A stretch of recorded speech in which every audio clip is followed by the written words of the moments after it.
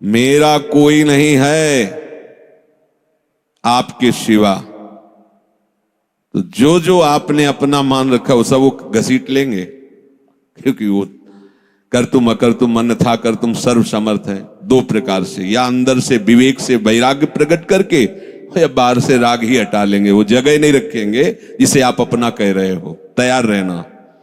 और यदि वास्तविक हृदय से ऐसी बात आ जाए तो उसी समय वो महात्मा हो गया। उसी समय करो सत्य, सत्य माने तत्काल, क्षिप्रम भवति धर्मात्मा, उसी समय बहुत जल्दी वो महात्मा बन जाता है। कितना सुंदर सिद्धांत है। रहो न कबहू कतहू कछु मेरो अपनो काम। अब अपने लिए कोई कार्य नहीं रह गया है। अपने लिए कितना कार्य था कि संसार में कोई हमारा न रह जाए। लोग रोते हैं इस बात का कि हमें संसार में कोई प्यार नहीं करता, कोई अपना नहीं। तो यही तो सिद्धि है। आओ इधर, हमारे मार्ग में ये लाभ है कि कोई हमें प्यार न करे। भर्तृहरि जी ने भगवान शंकर जब प्रसन्न हुए, प्रकट हुए, तो वरदान मांगा कि कभी कोई सम्मान से मुझे एक टुकड़ा भी न दे, क्योंकि ये सम्मान, ये प्यार प्रभु से विमुख कर देता है। देखो हम जी तुम्हारे बिना जी नहीं सकते, तुम चले गए तो मेरा क्या होगा। अब वो उसकी बात में ही समझो तुम्हें कितना प्यार कर रहा है। वो क्या कह रहा है? तुम चले गए तो मेरा क्या होगा। ये प्यार है। क्या सोच रहा है वो? मेरा क्या होगा। बस पकड़ लो, कोई तुम्हारा नहीं। कोई तुम्हें जो बहुत प्यार करता हो उसकी बात सुनना, उसमें आप अगर विवेक जागृत है तो उसमें गंध मिलेगी केवल स्वार्थ की, केवल स्वार्थ की। कहीं किसी कोने में तुम्हें प्यार नहीं मिलेगा। पूरी प्यार की जो स्वांग भरी वृत्ति है उसमें केवल स्वार्थ नृत्य कर रहा होगा, केवल वासना नृत्य कर रही होगी, केवल कामना का तांडव होगा। बस विवेक से देखना। अगर विवेक नहीं तो सब फंसे हुए तो उसी में है। प्रभु कह रहे हैं कि जब साधक भगवद आश्रय नहीं लेता तो कहीं ना कहीं उसके हृदय में भोक्ताव करता भाव बना रहता है, अहंकार के कारण। फिर वो विषयों का चिंतन करता है। बहुत ध्यान देने योग्य बात है।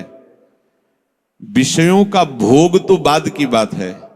हमारी दुर्गति का प्रधान कारण विषय चिंतन है। इसीलिए भगवान ने कहा है कि जो मेरा चिंतन करता है निरंतर, उसके लिए मैं सुलभ हो जाता हूं। अनन्य चेता सततम यो माम स्मरति नित्य साहा तस्याहम सुलभा पार्थ। मैं उसके लिए सुलभ हो जाता हूं। अब यहां ध्यान देना है कि विषय क्रिया नहीं हुई, लेकिन केवल चिंतन आपके हृदय को बर्बाद कर देगा। इसीलिए कहा गया कि एक क्षण भी भगवत चिंतन छूटा तो हानि हो गई। ऐसे संस्कार गलत अंदर डाल देगा, वो जलाते रहेंगे। मन जो है ना, ऐसी स्थिति पैदा कर देगा कि ये ज्ञान विज्ञान आपकी समझ में ही नहीं आएगा। ध्यायतु विषयान पुंसः। प्रभु का आश्रय ना लेने के कारण, प्रभु के परायण ना होने के कारण, निरंतर भगवत चिंतन ना होने के कारण जो अंतर होता है वो विषय चिंतन होता है। ध्यान देना। दीर्घ काल निरंतर सत्कार सेवितो दृढ़ भूमि। जब दीर्घ काल तक निरंतर भगवत चिंतन का अभ्यास किया जाता है तो दृढ़ भूमि वो इतना पक्का हो जाता है कि फिर आप छोड़ना भी चाहो तो नहीं छोड़ सकते। जैसे विषयी पुरुष भले कहीं भागवतिक स्थान में भी बैठा हो पर वो अपना ही दृश्य देखेगा, अपना ही चिंतन करेगा। ऐसे भागवतिक पुरुष भले ही वो विषय प्रपंच में बैठा हो लेकिन वो अपना ही दृश्य देखेगा, अपना ही चिंतन करेगा। तो जो भगवत परायण नहीं होते, प्रभु का निरंतर चिंतन नहीं करते, उनका विषय चिंतन ही होता है। वो विषय चिंतन ही करता है ऐसा नहीं कह रहे। स्वाभाविक होता है विषय चिंतन उससे, क्योंकि भगवत परायण नहीं है, निरंतर भगवत भजन का अभ्यास नहीं किया तो होगा क्या? विषयों को भोगता रहा है। उसी कर्तृत्व भोक्तत्व भाव का चिंतन होता रहता है। ये बहुत खतरनाक स्थिति, प्रायः इसी स्थिति में पूरा संसार है। बैठे बैठे बस वही चल रहा है, ये किया वो करूंगा, ऐसा बना लिया वैसा बना लूंगा, अब इतना ऐसा हो जाए फिर वैसा हो, और ये सब का सोचते सोचते काल आ गया, मृत्यु, शरीर छूटा। अब जो सोच रहा था, जो सोचा उसके परिणाम से दूसरी योनि मिली, बस यही चक्र चल रहा है। जब ये प्रभु का चिंतन करता है तो संसार का चिंतन जो स्वाभाविक होता रहता था अब हो तो रहा है। देखो ना, जैसे हम नाम जप करते हैं, भगवत चिंतन की चेष्टा करते हैं तो बड़ी जोर से गंदगी आती है। यह सबका अनुभव है जो भजन करते हैं, बड़ी जोर से, जैसे कि दरिया में उफान आ गया हो, एक से एक गंदी से गंदी, मतलब जो आपको भी लगेगा कि यार ऐसी बात कैसे हो सकती है, बिल्कुल घृणित। वो आराध्य देव पर घृणित भाव, वो अपने गुरुदेव पर घृणित भाव, वो कुछ भी डरना नहीं, समझना ये आपके, तो आपको लगेगा कि कितना नीच हूं, कितना गंदा हूं, क्या क्या सोच रहा हूं, कैसे, मतलब कुछ नहीं, समझना बिल्कुल तटस्थ भूमिका होनी चाहिए। मैं थोड़ी सोच रहा हूं ये सब गंदी नाली के कीड़े की तरह मन इंद्रिया भोगों में रहे, अभी गंदगी फेंक रहे, बिल्कुल तटस्थ। अरे मैं प्रियाजू के लिए क्या सोच रहा हूं, मैं लालजू के लिए क्या सोच रहा हूं, और मैं गुरुदेव के लिए क्या, बिल्कुल नहीं। ये बेईमान लोग हैं, ये हमको भयभीत करेंगे, हमारी निष्ठा बिगाड़ेंगे, हमारा भाव बिगाड़ेंगे, बिल्कुल नहीं मानना। ये हम बहुत खूब अनुभूत सोची समझी बात कह रहे, खूब साधकों से मिली हुई बात। ये अपने आराध्य देव पर ही गलत भाव कर लेगा, ये अपने गुरुदेव पर भी गलत भाव कर लेगा। आपको डरना नहीं है, ये किसी भी तरह से आपको हटाना चाहता है। जहां आप भगवत चिंतन में लगे, अब भगवत चिंतन आपके हृदय में आए हुए या बसे हुए या पुराने संस्कार सब मिटाएगा। बिल्कुल आपको चिंता नहीं करनी, बस चलने दो, नाम कीर्तन, नाम जप, मंत्र जप, वाणी चिंतन, चलने दो, सेवा। ये जितनी गंदगी, बस चुप रहो, देखते रहो, उबने की जरूरत नहीं, खिन्न नहीं होना, ना हर्षित होना है, दोनों बात समझ। खिन्न हो गए तो वो टिक जाएगा, ऐसा क्यों नहीं है, उसमें गंदगी जब धुलाई हो रही तो निकलेगी सब बाहर, शांत एकदम। बहुत गंभीर होना चाहिए उपासक, इस स्थिति वाले को एकदम घबराना नहीं चाहिए। वो फिर अच्छी बातें भी डालता है जो संसार में सुखद मानी जाती है, उसमें आपको हर्षित नहीं होना, तटस्थ। यहां तक कि वो भागवतिक बातें भी डालेगा तो आपको भी गंभीर रहना है, क्योंकि वो थोड़ी देर जब समझ गया कि ये भागवतिक बात को सुनता है, तो जहां भागवतिक बात दी आप सुनने लगे तो अपनी पेशगी कर देगा, आप समझ ही नहीं पाओगे, दस्तखत करवा लेगा। बहुत चतुर है, इसीलिए सबसे बड़ा चतुर सृष्टि में कौन है, रामाय भजते चतुर नर, उसे सुजान कहा गया है, क्योंकि इन सब चतुरों को भी काबू में करने की सामर्थ्य भगवान नाम जापक में है। एक एक हरकत वो मन की देखता रहता है, एक एक हरकत, छोटी सी छोटी उसकी चेष्टा। अच्छा समझ में आ रहा है, ठीक, कुछ नहीं, कोई नहीं बिगाड़ सकता, बस आप झुकना नहीं इस पे। बाहर की बात नहीं कह रहे, यहां की बात। आप उदास मत होना, आप निराश मत होना, और आप इनके आगे झुकना नहीं, दुष्टों के समुदाय के आगे।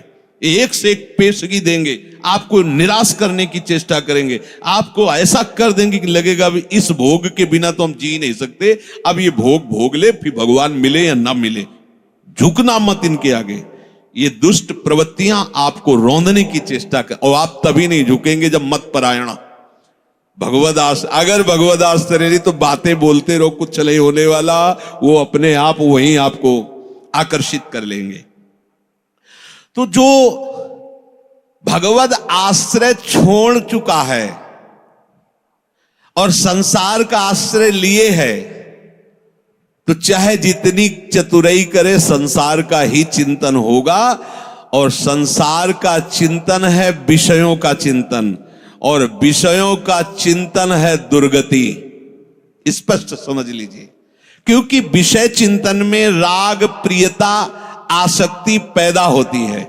जैसे विषय चिंतन होता है तो उस विषय चिंतन के प्रति राग होता है, प्रियता होती है। अगर ये वस्तु मिल जाती आज खाने को, ये भोगने को, ये देखने को, ये सुनने को, मजा आ जाता, आनंद आ जाता। ऐसा राग, प्रियता और आसक्ति और विषय सेवन की ललक अब रहा नहीं जा रहा। ये कब शुरू हुआ?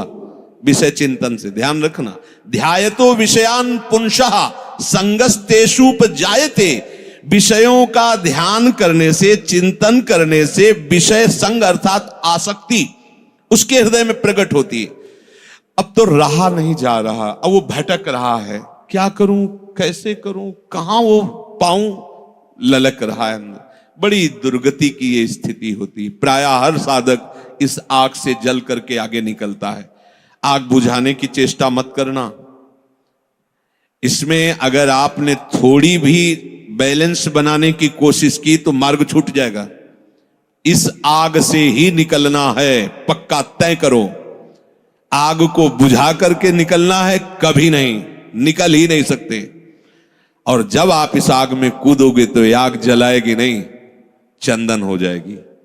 बाहर से तुम्हें लपटें दिखाई देंगी और जब अंदर प्रवेश करोगे कि हे प्रभु आपके लिए मैं जलूंगा, तो कहीं भी धुआं भी प्रवेश नहीं हुआ विभीषण के घर में। पूरी लंका राख हो गई, एक विभीषण कर गृह नाय। पूरा संसार जल रहा है, कामाग्नि, क्रोधाग्नि, लोभ, लेकिन भक्तों के हृदय में उसका धुआं भी प्रवेश नहीं करता, क्योंकि वहां भगवान का आश्रय है। विषयों का सेवन शरीर से भी ज्यादा घातक है मानसिक सेवन। समझना, साधक क्या समझता है कि मैंने कोई क्रिया तो की नहीं, अच्छा बहुत चतुर है, मानसिक पाप लगता नहीं। कलिकर एक पुनीत प्रतापा, मानस पुण्य होए और नहीं पापा। ओ बैठे बैठे बस, गलत बात समझिए। शारीरिक सेवन से ज्यादा गंदगी पैदा होती मानसिक चिंतन से। शारीरिक सेवन से उतना सुखासक्ति नहीं पैदा होती जितनी मानसिक चिंतन से। देखना खुद, जब ये मन आपको किसी भोग के लिए आकर्षित कर रहा हो तब देखना कैसा वो सुख देता है, और जब आप उसी भोग को भोग रहे होंगे तब देखना फिर लगता है कि वो तो जो चिंतन में था वो तो समझो शारीरिक क्रिया से ज्यादा घातक मलिनता पैदा करता है मानसिक भोगों का संयोग। उसमें विषयों की विशेष आसक्ति पैदा हो जाती है। वो ऐसी प्रियता होती कि बार बार हृदय को चूर चूर करती रहती है। तब देखो ना संसारिक पुरुषों को, देखो ना, अब वो विषय सेवन करे चाहे ना करे, विषय राग उसका नाश कर चुका। ये बहुत समझने की बात है कि हम किसी से मिलते नहीं, हम किसी से, लेकिन एकांत बैठकर अगर आप मन के साथ विषयों में विचरण कर रहे हैं तो आप में और एक घोर संसारी में कोई अंतर नहीं है। संसारी को तो एक दैन्यता भी रहती कि मैं बड़ा नीच हूं, कामी हूं, और अपने अंदर एक अहंकार रहता है कि मैं बैरागी हूं, मैं महात्मा हूं। समझते रहे ना, शरीर से क्रिया नहीं हुई पर मानसिक आप उसका संयोग सुख चिंतन के द्वारा, तो आप बहुत मलिन हो रहे हैं, आप अपना बहुत बुरी तरह से पतन कर रहे हैं। ये भगवत वाणी है। तो होता है ना स्वाभाविक, उसमें हम क्या कर सकते हैं? उसमें नाम जप कर सकते हैं आप, वही तो डिलीट करेगा, चतुराई नहीं। कई बार सत्संग में कहा, कुछ भी चल रहा है अंदर, मन फेंक रहा है, राधा राधा राधा राधा, ये जो आपका राधा राधा चल रहा है ना, एक भी चाल उसकी नहीं चलने देगा। वो चाहे जो विषय सेवन की बात, विषय सुख की, बार बार राधा, तो वो जलाएगा तुमको। बंद करो ये राधा नाम, पहले हम जो पेश कर रहे हैं उसमें तन्मय हो, बस आप छोड़ना नहीं तो हानि हरिवंश के नाम अंतर परे। कहे हनुमंत विपत्ति प्रभु सोई, जब तो सुमिरन, यही विपत्ति फंसा देगा। अरे बहुत विचित्र है, ये बहुत विचित्र है। लड़खड़ा कर कदम वहीं खड़े हो जाएंगे जहां चिंतन चल रहा है। बहुत घृणित मन की ये चिंतन वाली वृत्ति आपको क्रिया में उतार देगी, आप रुक नहीं पाएंगे। संगात संजायते कामः, जब आप विषयों का ध्यान दीजिए। ध्यायतो विषयान पुंसः, ये होगा, सबके होता है। जब लोग बात अरे हम तो समझते नहीं थे, ये काम ही है, आश्चर्य की बात है, कोई आश्चर्य की बात नहीं। हां, ये आश्चर्य की बात की ब्रह्मचारी है, ये आश्चर्य की बात है। ऐसे सृष्टि में और ये ब्रह्मचर्य, अब प्रणाम की बात है। ये आश्चर्य, कामी वो कोई आश्चर्य की बात नहीं। कोई भी हो, यहां से लेकर ऊपर तक, ब्रह्मलोक तक, कोई भी हो, कहीं भी, इसी का तो शासन है, इसी का तो राज्य है, और सब इसी संकल्प काम से ही पैदा हुए। कोई अगर ये कहे कि सब व्यर्थ की बात है, अगर कोई बचा है तो लाडली लाल के चरणों की ठसक में जो बैठा हुआ उनके चिंतन में है। अब कहीं गुंजाइश ही नहीं कोई। और अगर वो भी थोड़ी देर के लिए भी विषय चिंतन करेगा तो थोड़ी देर के लिए रौंदा जाएगा, ध्यान रखना। इसीलिए है दीर्घकाल निरंतर सत्कार सेवितो, दीर्घ काल तक आदर पूर्वक निरंतर भजन परायण रहो। जगह ही नहीं रह गई, सब डिलीट, सब खत्म हो गया। आप देखना, नाच पड़ोगे। जैसे जैसे आपकी निष्कामता बढ़ती जाएगी वैसे वैसे मतवालापन, ऐसा जैसे कोई मदिरा पिए हो और झूमता हुआ चल रहा है, उसको कुछ नजर नहीं आ रहा। ऐसे ही नाम की मादकता जब चढ़ती है, मस्त हो जाओगे। ये बड़े बड़े महात्माओं ने पिया है, इस नाम का रसाशोपान किया है, रूप रसाशोपान किया है। जैसी तरिवंश निकट दासी जन लोचन चसक रसासो घटकत। जब आपका विषय चिंतन चल रहा है, यदि नाम नहीं चल रहा तो खतरे में अपने को डाल रहे हो, और नाम चल रहा है तो तुम्हें परेशान होने की जरूरत नहीं हो, कुछ नहीं कर पाएगा, कुछ नहीं। ये बहुत बड़ा पहरेदार है, आपको गिरने नहीं देगा, उनकी एक भी संस्कार वृत्ति आपके हृदय में बनने नहीं देगा। अपने पास बहुत बड़ा पावर है नाम। इसीलिए तो जो इस रहस्य को समझ जाते हो बलिहारी होते हैं संतों की, गुरुदेव की, कि आपकी कृपा से वो चीज मिली। पायो जी पायो मैंने राम रतन धन पायो। ये नाम ऐसा महामहिम, भगवान को अधीन कर ले, मन की क्या बात है, मन अधीन हो, ये क्या बात है। भगवान को अधे सुमिर पवन सुत पावन नामू, अपने बस करी राखे रामू। जब भगवान को अधीन कर लेता है तो ये तो मन की तो बात जाने दो, इंद्रियों की बात जान। पर आप क्या करते हैं, जब विषय चिंतन कर रहे होते हैं तब आप नाम को छोड़ देते हैं। बस ये गलत बात हो गई, अब आप नहीं समझ सकते। और नाम चल रहा है तो याद रखो, बिल्कुल कुछ नहीं बिगाड़ सकता है, कुछ भी चिंतन करता रहे, तुम परेशान मत होना। ये अपने आप आपके सामने शरणागत हो जाएगा, मन शरणागत हो जाएगा, अपने आप हो जाएगा। आप जैसा चाहोगे वैसे ही चलेगा। बस नाम ना छोड़ना, नाम छोड़ दिया फिर ये बातों से बस में होने वाला नहीं है। बहुत ही ये दुर्जय शत्रु है, मन दुर्जय शत्रु है। नाम की कृपा से जब ये मित्र बन जाता है तो इससे बड़ा सुख देने वाला भी कोई नहीं होता, ये भी बात समझ लेना। और जब नाम नहीं चलता है, विषयों का चिंतन करता है, तो इससे बड़ा दुख देने वाला कोई दुश्मन नहीं है। संगास्तेषु उपजायते, ये मन चिंतन करके विषयों में राग पैदा कर देता है। कैसे वो भोग मिले, अब तो जीवन बेकार लगता है बिना उसके भोगे अब तो। और सही बात, न उसे रात में नींद आती है, न दिन में उसे किसी से मिलना अच्छा लगता है। जैसी प्रेमी की स्थिति होती ना, ऐसे कामी की भी हो जाती है। बस उसको वही बात, कब मिले, कब देखूं, कब भोगूं, बस अंदर जिस विषय में तन्मय हुआ वो इसी विषय के लिए। अब जब वो प्रबल कामना हो जाती है तो कामात क्रोधो भी जायते। यदि कामना की पूर्ति हो गई तो भयंकर दोष पैदा हो गया, लोभ, और भोगूं और मिलूं, कभी एक क्षण के लिए ये भोग हमसे दूर ना हटे। और कहीं प्रतिकूलता पैदा हो गई तो भयंकर दोष पैदा हो गया, क्रोध। दोनों में हानि है। कामना से कभी किसी का कोई मंगल नहीं हुआ है। अगर काम की पूर्ति होती है तो भयंकर लोभ पैदा हो जाएगा। कैसा लोभ पैदा हो जाए, ये ऐसे ऐसे, इतना नहीं, ये शरीर नहीं, वो शरीर, ये वस्तु नहीं, वो वस्तु, बढ़ता चला जाएगा, वो घोर व्यभिचारी हो जाएगा। और अगर प्रतिकूलता हुई तो क्रोध पैदा हो जाएगा। ऐसा क्रोध पैदा हो जाएगा कि वो जिसको कहता है कि मैं तुम्हें बहुत प्यार करूं, उसी को मार देगा, वो हिंसा कर देगा। ये बिल्कुल समझने की बात है। अगर उसकी कामना भरपूर हो चुकी है, संकल्प बन चुका है और उसकी पूर्ति में बाधा होगी तो भयंकर क्रोध, और क्रोध जहां प्रकट हुआ, कामः क्रोधोद भी जायते क्रोधात् भवति सम्मोह। अब जहां क्रोध प्रकट हुआ, अब उसमें मूढ़ता छा गई, ये करना चाहिए, ये नहीं करना चाहिए, खत्म हो चुका। अब उसमें और पशु में कोई अंतर नहीं है, उसमें और राक्षस में कोई अंतर नहीं। कोई आशा न करे कि जो क्रोध से सम्मूढ़ता को प्राप्त हो चुका है उससे कोई विनय काम करेगी।